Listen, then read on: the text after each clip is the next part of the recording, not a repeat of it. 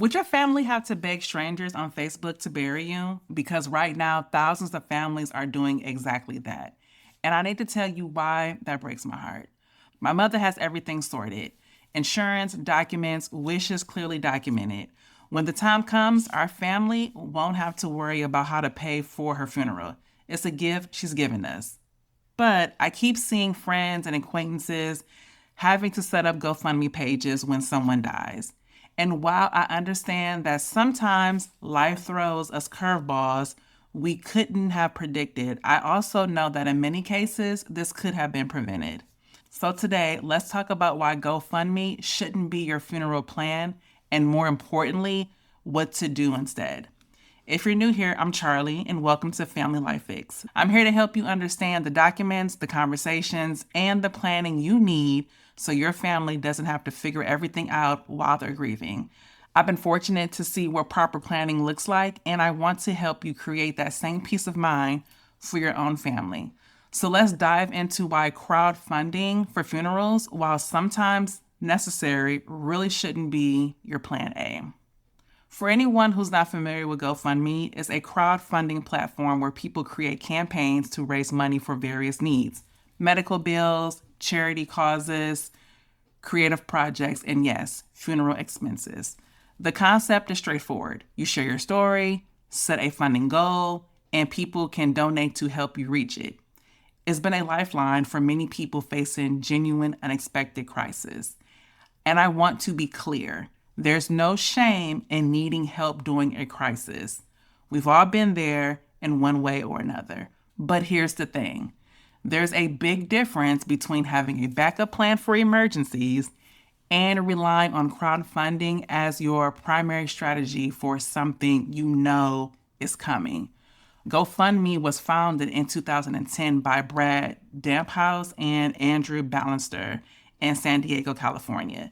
It started as a platform to help people raise money for all kinds of causes.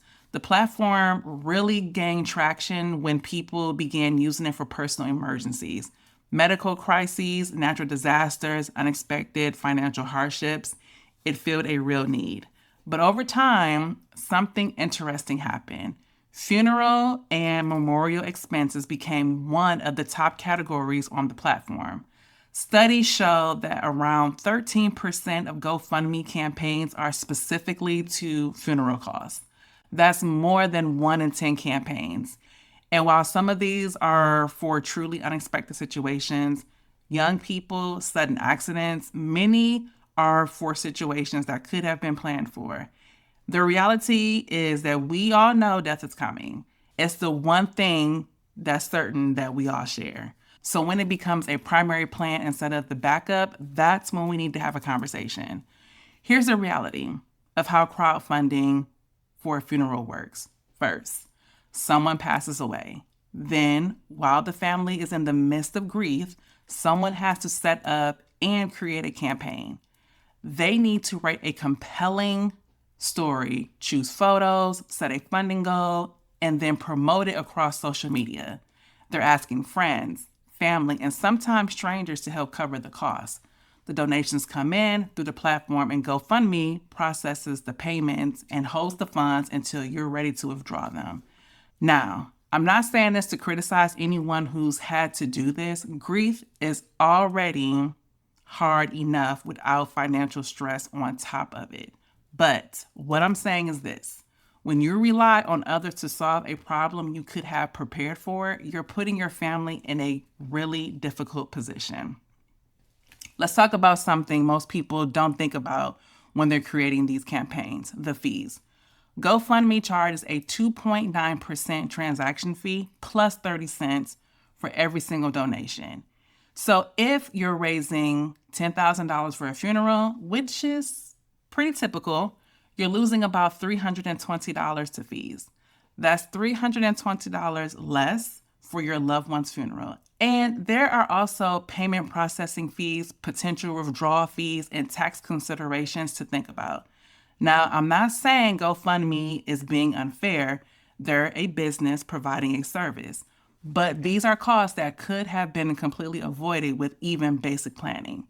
A simple life insurance policy would have covered everything without any fees coming off the top.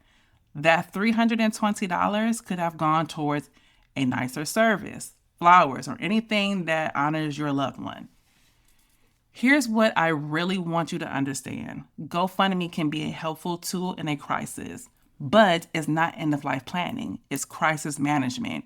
Real planning means having life insurance, funeral insurance, or money set aside before you need it. It means making decisions about what you want while you're here, not leaving your family to figure it out during the hardest time of their lives. And here's what really weighs on me. When you rely on crowdfunding, you're asking your family to share their grief publicly. They have to tell your story to strangers on the internet and hope that strangers care enough to help financially. That's a lot to ask of someone who's already heartbroken. They're grieving and fundraising at the same time. Plus, there's no guarantee the campaign will reach its goal. There have been campaigns that have raised only a fraction of what was needed. When that happens, families either go into debt or have to make difficult choices about funeral arrangements. The truth is, basic life insurance can cost as little as $25 a month. That's less than most of us spend on streaming services or eating out. For that small monthly investment, your family wouldn't have to ask anyone for help. I know it's not comfortable to think about it. Nobody likes planning for their own death. But the alternative is leaving the people you love most in a really difficult situation. Let's talk about timing, because this is important. Even if a GoFundMe campaign is successful, the money takes time. GoFundMe requires bank verification, which can take several days. Then the withdrawal process itself takes another 2 to 5 business days. You can be looking at a week or more before you can actually access the funds. But funeral homes need payment arrangements made right away. So families are still facing immediate financial pressure while waiting to see if the campaign will work and when the money will arrive. With proper planning, whether it's insurance, a prepaid funeral plan, or a savings set aside specifically for this purpose, the money is there when you need it. No waiting, no wondering, no stress. Look, I'm not here to make anyone feel bad. If you have to use GoFundMe for a funeral, I understand. Life happens, and sometimes we do the best we can with what we have. But if you're watching this and thinking I don't have a plan in place, it's not too late to change that. A basic life insurance policy costs less than most monthly subscriptions. Funeral insurance exists specifically for this purpose. Even setting aside $20 or $50 a month into a dedicated savings account makes a difference. The average funeral costs between $7,000 and $12,000. Yes, that's a significant amount, but it's also something we know is coming, which means we can prepare for it. Talk to your family about what you want. Look into options, insurance, pre-planning savings. Find what works for your situation and your budget. Your family loves you. They don't want to have to ask strangers for help to say goodbye to you properly. Give them the gift of not having to worry about money while they're grieving. If you're thinking, okay, Charlie, I understand, but I don't even know where to start, I've got you covered. I've created a free quiz that shows you exactly where your family's gaps are. And if you want a complete system that walks you through fixing every single one of them, I have something really special launching on November 28th, the End of Life Planner. Head over to Family Life Fix to take the quiz and join the waitlist. You'll be the first to know when the planner drops. Link is in the description below. Planning ahead isn't just about money, it's about love. It's about taking care of the people who matter to you most even after you're gone.